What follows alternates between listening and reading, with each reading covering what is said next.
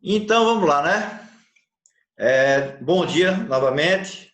Dando sequência aos movimentos que aconteceram na Europa no século XIX, a gente, né, viu aí, por exemplo, teve, né, a Revolução Industrial, a gente viu a origem, né, do pensamento liberal, né, que teve influência lá do século XVIII com as ideias iluministas. Então a gente fala muito de liberalismo.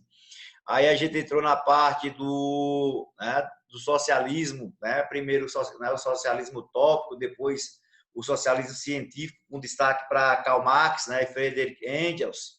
Né?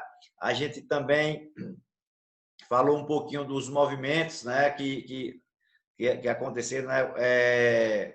Dentro da Revolução Industrial. E aí, assim, dando sequência, né, tudo isso, né, fruto principalmente da Revolução Industrial, né, da origem, né, do capitalismo, né, o capitalismo que vai explorar o trabalhador. Então a gente vai ter uma série de movimentos, né, criados principalmente por essas classes desfavorecidas. Então a gente viu o socialismo, né, que, né, se a gente for falar, né, o caminho para se chegar ao comunismo, com destaque para o socialismo científico de Marx, né, que prega a luta de classes. E aí tem também o anarquismo, que é o que nós estamos vendo aí na tela agora. Né? O que é o anarquismo? Né? O anarquismo né, vem do termo, né, vem do grego, é uma palavra que tem origem no grego, que significa ausência de poder. Né? Então, significa ausência de poder. Ou seja, eles defendem que o Estado não exista. Né? Então, é uma situação meio complicada de se entender. Se a gente analisar que hoje temos governo, leis e tudo mais, e é do jeito que é, imagine sem poder, né? Sem quem governe. Seria, né, provavelmente uma coisa muito pior. Mas está aí o primeiro ponto. Ó, criticavam a existência de classes sociais. Para o anarquismo, né, a existência de classe social ela causa essa desigualdade. Então, eles pregam que acabe as classes sociais para que, né, seja para que passe a ter uma questão mais igualitária. Criticam a exploração do trabalhador, obviamente que foi um movimento, né, que iniciou pelos próprios trabalhadores. A gente está vivendo aí, né, o século XIX, com o desenvolvimento cada vez maior da Revolução Industrial. Então, a grande consequência é a classe mais explorada, que eram os operários, começarem a desenvolver movimentos que pensem e tenha, né, a necessidade de fazer algo melhor pela classe trabalhadora. Já falando do anarquismo, ele vai influenciar, inclusive, aqui no Brasil.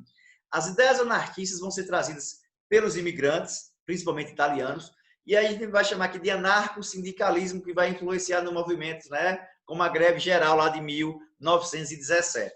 A gente vai falar mais disso quando a gente trata, né, sobre a República Velha, né? Então a gente adentra mais nisso aí, mas influenciou, essas ideias anarquistas vão influenciar no movimento operário que acontece aqui no Brasil, mais exclusivamente em São Paulo. Falaremos mais à frente.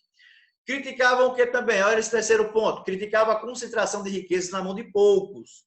Ou seja, é um movimento, né, um pensamento, uma corrente de pensamento que vai criticar o que acontece até hoje. A gente sabe que a maior parte da riqueza mundial está nas mãos de uma parcela muito pequena da população. Ou seja, é pouca gente com muita riqueza. Né? O que eles pensavam? Tá aí, ó, somente a igualdade poderia desenvolver a potencialidade das pessoas. Então, se nós tivéssemos uma sociedade mais igualitária, mais, né, igual, de acordo com o pensamento anarquista, as pessoas realmente, né, mostrariam suas potencialidades, ou seja, suas habilidades, o que eles podem fazer, o que eles podem contribuir enquanto, né, membro dessa sociedade.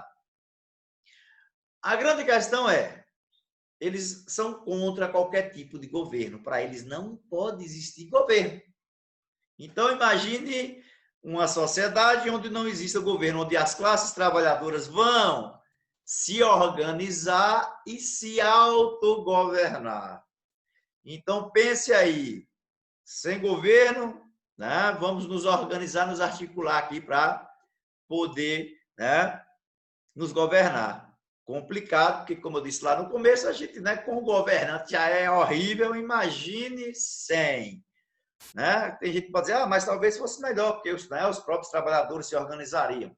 Mas sempre vai haver aquele que quer sobressair, né, que quer ter, né, que é ganancioso, que é desonesto e por aí vai. Isso é fruto do ser humano. Então, esse movimento, né, anarquista vai influenciar movimentos aqui no Brasil, como a gente já falou, né, a gente tem aí no penúltimo tópico do slide. Né, chegou ao Brasil através dos imigrantes europeus, né, influenciou movimentos operários brasileiros no início da República, isso nós vamos falar mais à frente. E esse símbolo, né, da anarquia, né, virou um símbolo de rebeldia, né, um símbolo de revolta, né, e muitos usam até hoje esse símbolo aí, né, do anarquismo, né, que é esse A aí né, no centro, né, cortando um círculo. Né, lembrando que do grego, né, significa aí ausência de poder. Vamos entrar agora numa parte mais complicada da coisa. A França do século XIX. A gente sabe que a França viveu, né, a Revolução Francesa lá no século XVIII. Só que depois a Revolução chega ao fim, nós temos Napoleão Bonaparte chegando ao poder através lá do golpe de 18 Brumário. E o que é que acontece no século XIX? Tá aí, ó, estudantes, trabalhadores e burgueses vão lutar contra o rei. A França voltou a ter uma monarquia absolutista através, né, de Carlos X. Então, a França, durante o século XIX, vai ter destaque o quê? A reunião de classes estudantis, as classes de trabalhadores, principalmente operários, e a própria burguesia vai lutar contra o poder absoluto do rei. Por que eles vão ser contra? Porque o rei era absolutista e ele privilegiou as classes que o apoiavam, que era nada mais nada menos que o quê? O clero, que era a igreja católica, e a nobreza, que eram os grandes proprietários de terra. Então, foi um conflito entre estudantes, trabalhadores e burguesia, né, que eram os donos dos meios de produção, contra o rei, apoiado pelo clero e pela nobreza. Então, o que é que o rei vai fazer? Ele dissolve a Câmara dos Deputados, ele acaba, ele fecha. Para quê? Se ele tinha totais poderes, então deputados não ia ter poder nenhum mesmo. E isso é fonte de crítica, porque muitos deputados eram representantes das classes trabalhadoras e burguesa, né? E eles não vão aceitar isso. E também ele censurou a imprensa. Censura de imprensa não é legal, não é interessante, porque é a imprensa que vai questionar, que vai publicar o que está de certo e principalmente o que está de errado. Então, quando eu, enquanto governante, não apoio o que a imprensa publica, é porque eu devo algo, é porque eu estou fazendo algo de errado. Então, se eu vou contra os órgãos de imprensa, eu estou fazendo algo errado. O porquê, né, que eu vou censurar a imprensa? Se eu estou fazendo o meu trabalho bom, bem feito, eu quero que mais que divulgue. Quando eu vou contra a imprensa, quando eu bato boca com a imprensa, né, provavelmente tem coisa aí, né?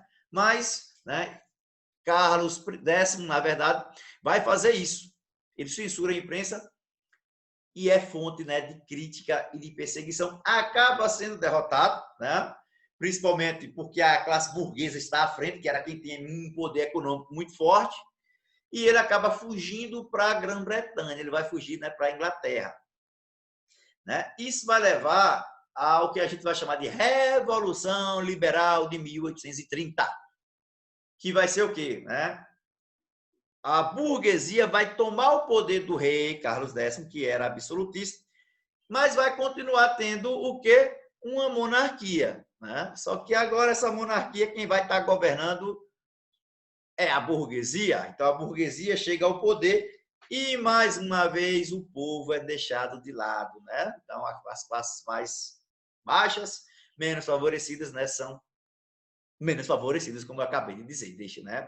Não tem uma participação política, não tem, né, um direito a trabalho digno, a terra, por exemplo. Então isso vai levar, né, a uma monarquia, né, que não vai ser absolutista, como tem a imagem dele aí, ó, Luiz Felipe é quem vai assumir o poder como primeiro-ministro. Então, né, vai ser uma monarquia parlamentar, né? O que é que vai acabar acontecendo? Como eu já falei, observem nesse tópico aqui, governou de 1830 até 1848. Esse ano de 1848 é marcante, a gente vai falar já já. O que é que ele fez? Favoreceu a burguesia, excluiu os trabalhadores, como a gente já falou também. Em 1846, uma grave crise econômica vai assolar a França. E a consequência é uma inflação muito alta, isso significa que o salário dos trabalhadores, o que os trabalhadores recebiam, não acompanhava o aumento do preço dos produtos, e isso gerou uma fome muito grande.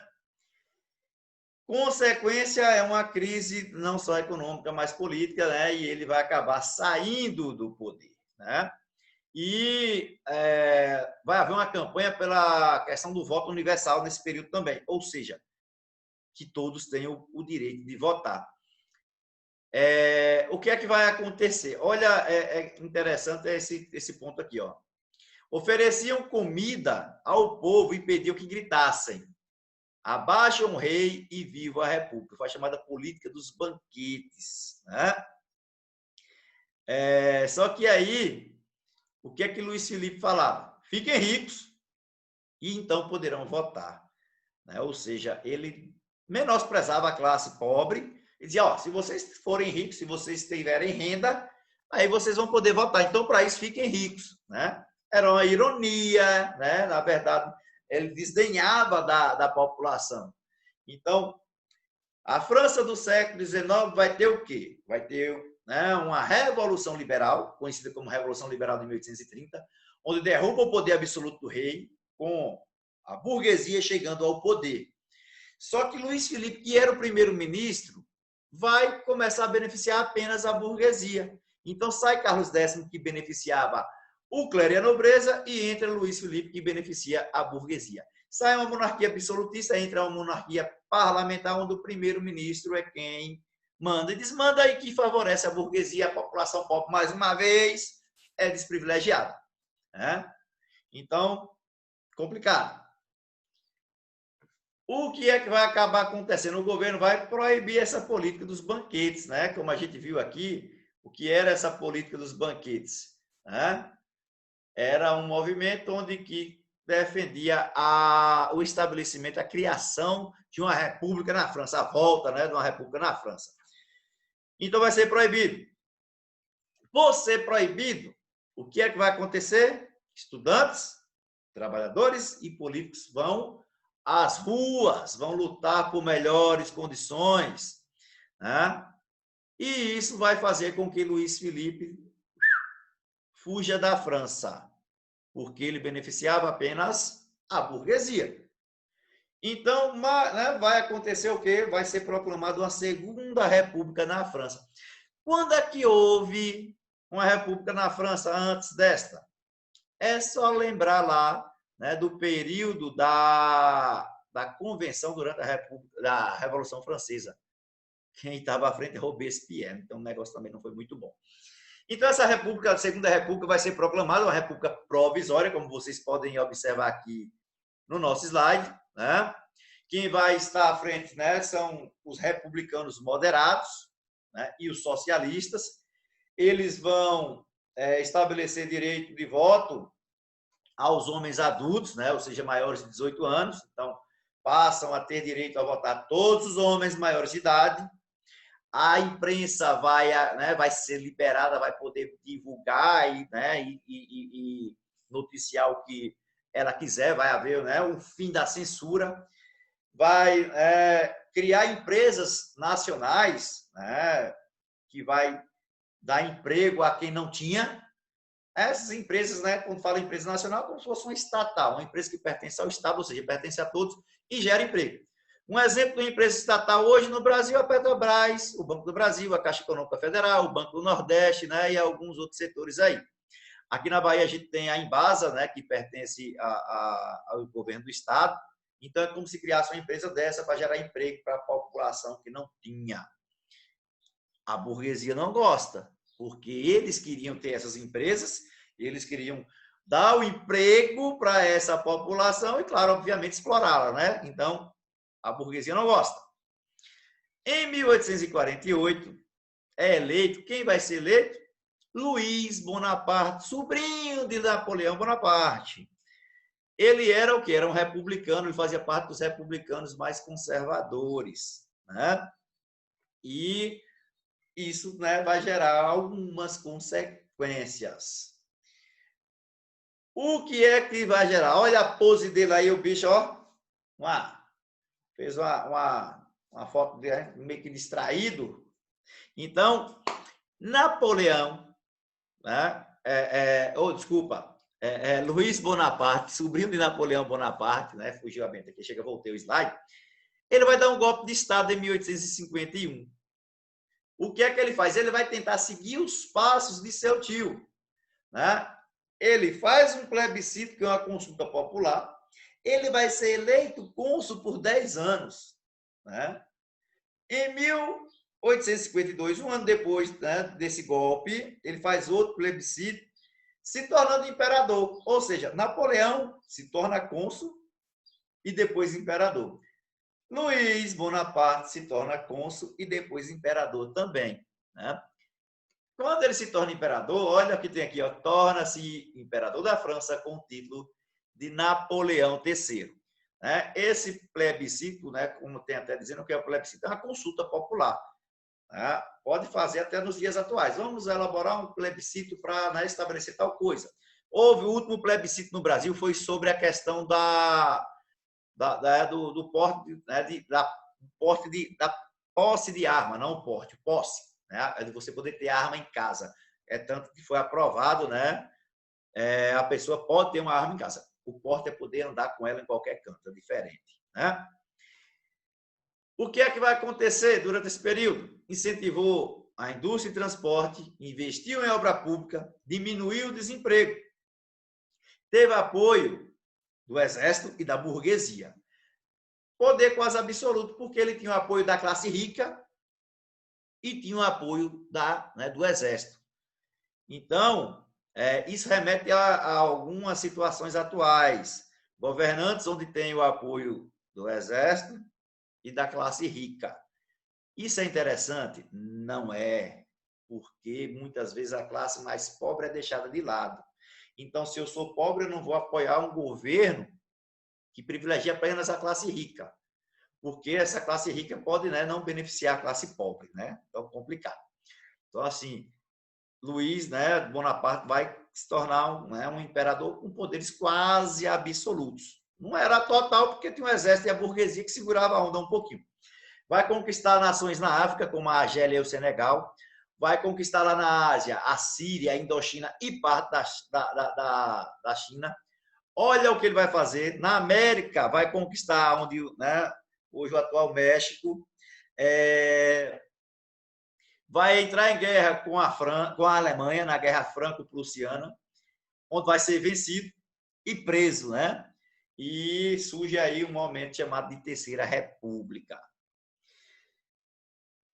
Esse governo, né, de Luiz Bonaparte vai chegar ao fim após a sua prisão. Né? Então, aí a gente entra em um outro momento da França no século XIX também, que vai ser chamada Comuna de Paris. Né? Essa Comuna de Paris vai ser aí, ó, a primeira experiência de autogoverno popular no Ocidente. Então, é o primeiro momento que a população, o povo, vai ter um representante. Isso era um fato muito inédito, né, nesse período. Ainda não tinha existido, né, um governo popular na Europa. Um camarada, olha a pose dele aí também, chamado Thiers, né, vai ser, né, o novo representante aí. Vai aceitar, medidas tomadas, vai aceitar a paz com os prussianos. A Prússia, galera, é quem é hoje aí, né? É grande parte da Alemanha, a maior parte da Alemanha, né? Onde era a Prússia, depois da unificação da Itália e da Alemanha, que a gente vai ver também, vai acontecer, né? A origem da Alemanha. O que é que vai acabar acontecendo? O povo de Paris se revolta e toma a prefeitura, né? Por quê? Porque Paris, né, era onde estava a maior parte das classes ricas e estava tendo um governo popular. O que é que vai acabar acontecendo? Thiers vai fugir, né? Thiers vai fugir para Versalhes, o Palácio de Versalhes, que ficava a 20 quilômetros, né? E vai estabelecer um governo chamado Comuna de Paris. Esse governo vai sacudir, amedrontar a burguesia, porque era um governo popular, né? Era um governo onde tinha, né, representante da classe operária, né? Então 25, né, para ser mais exato. E era um governo socialista. Olha o socialismo sendo estabelecido durante um período aí na França. Era um governo socialista que vai contra tudo que pensa e defende a burguesia, as classes ricas, né? É um governo popular. Medidas. Observe esse tópico aqui, ó. Ensino gratuito e obrigatório.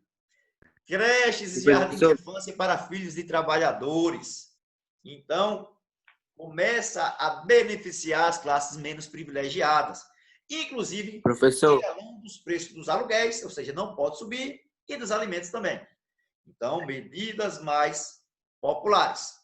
Então, é um governo, né, o governo de Thiers tem destaque pelo fato de ser um governo socialista, pelo fato de beneficiar as classes menos privilegiadas, os pobres. E a burguesia não gosta, obviamente, né? Inclusive, Thiers vai ser obrigado a pedir uma ajuda a esse cara aí que está embaixo, Otto von Bismarck, que era, né, o governante, né, da Prússia na professor, época. Oi? o senhor não disse que quem tomou o poder desse Thiers aí foi num golpe com as classes mais ricas, que era quem dominava, que era a maioria da população de Paris? Não. A Comuna de Paris, né? A Comuna de Paris, ela derruba esse poder da burguesia. Porque, assim, no primeiro momento, eles derrubam o poder absoluto do rei. Tava, né? Deixa eu só voltar aqui para mostrar a vocês. Cadê? Aqui, ó. Estudantes, trabalhadores e políticos vão às ruas. Né? Para quê? Para poder derrubar o poder de Luiz Felipe, que tinha derrubado o poder absoluto. Então, veja, tem o governo absoluto, né? Então a gente pode até voltar mais um pouquinho aqui. Primeiro, eles derrubam o governo de Carlos X, que era absoluto. Entra uma monarquia parlamentar liderada por Luiz Felipe, que era o primeiro-ministro. Só que ele não vai beneficiar a população pobre, beneficia a burguesia. A população pobre vai continuar lutando. Só que nesse meio tempo, o que é que nós vamos ter? A entrada, né? A entrada de um representante que era para, na verdade, ajudar o povo, e ele acaba se tornando quase, né, que um governante com poder absoluto, que foi Luiz Felipe. A população pobre continua não aceitando. Então, primeiro, quem é beneficiado é o clero e a nobreza, sai. Depois, a burguesia acaba saindo também. Aí entra as classes mais baixas, né? Sobre essa liderança aqui, que é justamente esse camarada aqui. Né? Deu para entender, então? Agora melhorou? Eu sei que Entendi. é um pouquinho complicado, porque é uma sequência, né, de entra governante, sai governante, e as classes privilegiadas também vão mudando. Clero e nobreza. Nessa parte aí que o povo toma a prefeitura, quais classes foram que tomaram a prefeitura? Foi justamente nesse momento em que a população pobre, vamos dizer assim, é que toma o poder. É no momento em que a burguesia está dominando.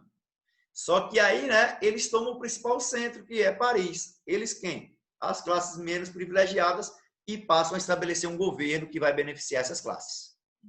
Tá certo.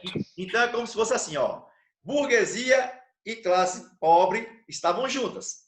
Chegaram ao poder, só que a burguesia aproveitou disso e não beneficiou, né, quem o ajudou a chegar ao poder. Então, a população vai e toma esse poder, né, num movimento chamado Comuna de Paris. Entendeu agora? Acho que ficou melhor um pouquinho, né? Mas realmente é mais complicado, mas se não entender, né, pode mandar pergunta no grupo, pode mandar no privado também a pergunta, que a gente vai tirando essas dúvidas depois também. O que é que vai acabar acontecendo aí nesse momento?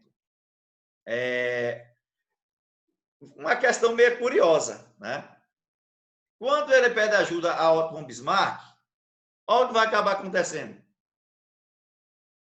Fuzilou 20 mil trabalhadores e deportou, né, 13 mil trabalhadores para as colônias francesas, né? Uma questão meio contraditória. Como é que eu começo a ajudar e depois eu quero também, né? Acho que quando eu digo o poder sobe a mente das pessoas. Isso não é legal. O que é que a gente tem que saber aqui nessa questão da Comuna de Paris? Que é um governo que vai beneficiar a população pobre inicialmente, né? É um governo que vai ter uma característica, né, de ser socialista, né, de beneficiar com ensino gratuito, por exemplo, né, de criar creches e tudo mais. Só que depois acaba, né, meio que perseguindo essa própria população. Então, né, complicado. Aí me lembra um filme, não sei o que, dos bichos, né, que é um filme onde tem, né, onde uma fazenda é tomada pelos bichos e aí os porcos começam a se sobressair e aproveitar da situação. Vamos seguir aqui que só temos 10 minutinhos. Na verdade, nós não vamos seguir, porque não vai dar tempo. Próximo movimento que a gente vai ver é justamente a unificação da Itália e da Alemanha. Como não vai dar tempo a gente terminar, nós vamos deixar para a próxima aula. A gente fecha essa unificação da Itália e da Alemanha, né? E aí a gente já fecha esse capítulo também. Quando a gente entrar no capítulo 9, que é Estados Unidos no século XIX e imperialismo, é muito mais rápido, a gente acelera mais um pouquinho, que é o movimento que a gente vai, né, fazer para poder chegar à Primeira Guerra Mundial. Então é mais básico, né, mais tranquilo, e aí a gente, né, fecha por hoje. Não saia ninguém, porque eu irei fazer a chamada agora, né? Então, rapidinho, cadê? Aqui. Segunda série. Podem ligar o microfone aí, quem quiser. Tá tranquilo. A Lana tá aí?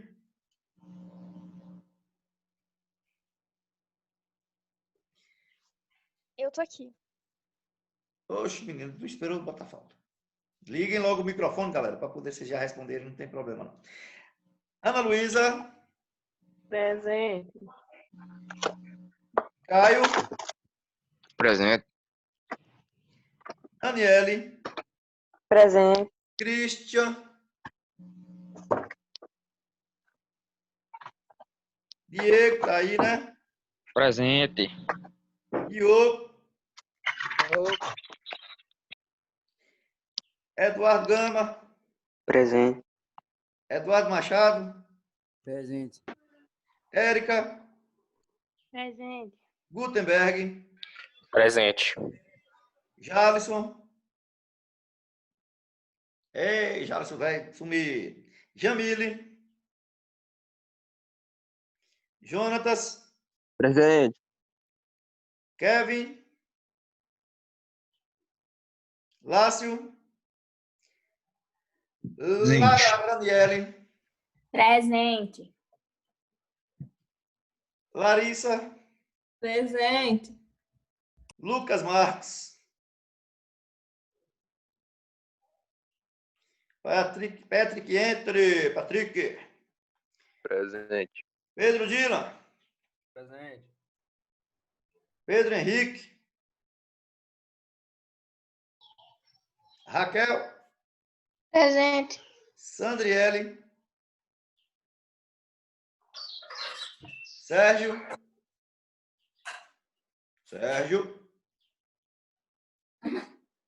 Thalisson. Tauan. Presente. Tiago. Presente. E Victória. Então, galera, é isso, ó. Já já eu vou colocar o link desse slide, certo? Para vocês poderem ter acesso. E vou também colocar a gravação da aula, certo? Então, fiquem com Deus. Estudem, qualquer dúvida já sabe, né? Podem perguntar. E até a semana que vem. Valeu, tchau, tchau. Valeu.